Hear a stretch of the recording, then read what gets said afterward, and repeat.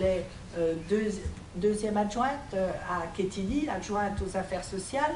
Elle est vice-présidente de l'Union départementale des CCAS, donc elle connaît bien les questions sociales. Elle a siégé au Conseil économique et social dans le collège des troisième collège. Et donc c'est une militante investie qui connaît bien ses dossiers. Et je suis sûre que demain, elle fera une excellente parlementaire à l'Assemblée nationale. Et elle a toute ma confiance. Et je sais que demain, elle saura me remplacer largement. Il est temps que le changement arrive. Il a bien sûr maltraité la gauche, maltraité même ses députés de l'UMP.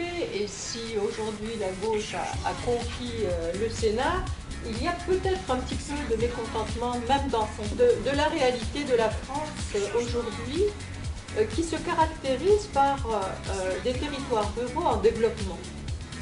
Quand il y a 72 départs de la ville, sur 10 000 habitants, il y en a 88 qui viennent dans le rural. Un autre chiffre, un jeune sur deux qui a l'âge entre 15 et 24 ans vit en milieu rural. Quand on sait les dégâts de la RGPP, tu as évoqué les 42 hôpitaux, mais on peut aussi citer les presque 400 tribunaux qui ont été fermés, les écoles qui sont fermées. Nicolas Sarkozy, il a négligé et l'État Sarkozy a complètement démontré son absence sur les territoires ruraux. Et on va dire par rapport au statut de la Poste, puisque on est connecté dans la salle,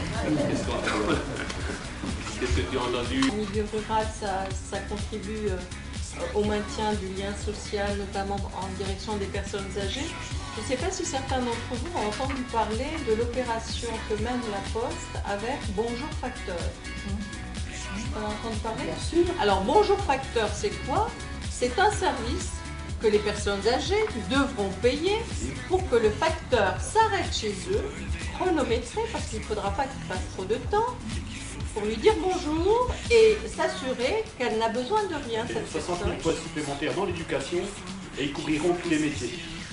Et on sait que dans l'éducation nationale, où il y a le problème des profs, le manque de profs, il y a aussi un manque d'adultes dans les lycées, les collèges. Il y a dit plus d'adultes et c'est vrai qu'aujourd'hui on a des problématiques dans les écoles, dans les établissements scolaires, des problématiques qui relèvent de l'éducation, de la rééducation.